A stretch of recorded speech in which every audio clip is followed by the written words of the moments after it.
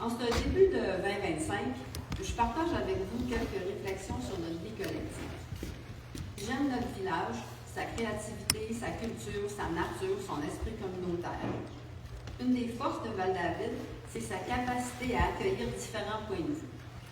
Et notre histoire est jalonnée de divergences d'opinions et de grands ostinages. Pensons à la butte à Mathieu et ses hippies, à la création du parc, à l'interdiction des motoneiges ou encore à l'école. Ces différences d'opinions n'ont jamais détruit le tissu social qui nous unit. Mais j'ai l'impression que maintenant, les divergences d'opinion deviennent des obstacles à la rencontre de l'autre. Les réseaux sociaux, qui pourraient être des outils pour nous rapprocher, servent trop souvent à alimenter la division, les malentendus et la désinformation. Imaginez si on utilisait Facebook uniquement pour nous entraider, nous encourager ou pour mieux se comprendre, plutôt que pour créer des murs entre nous. Dans notre village, sortons de nos chambres d'écho, soyons à l'écoute des autres et rappelons-nous que chacun d'entre nous, on a une part de responsabilité dans l'ambiance de la communauté.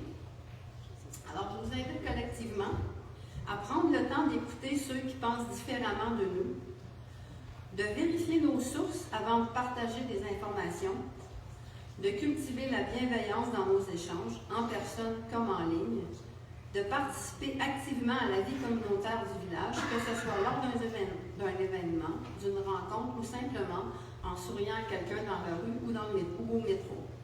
En 2025, faisons de Val-David un modèle de communauté où la diversité des opinions s'exprime dans le respect, où la gentillesse est contagieuse et où chaque citoyen contribue à créer un village où il fait bon vivre. Alors, sur ces sages paroles, je fais le suivi des grands projets. Alors, pour la densification douce, la nouvelle réglementation est maintenant en vigueur.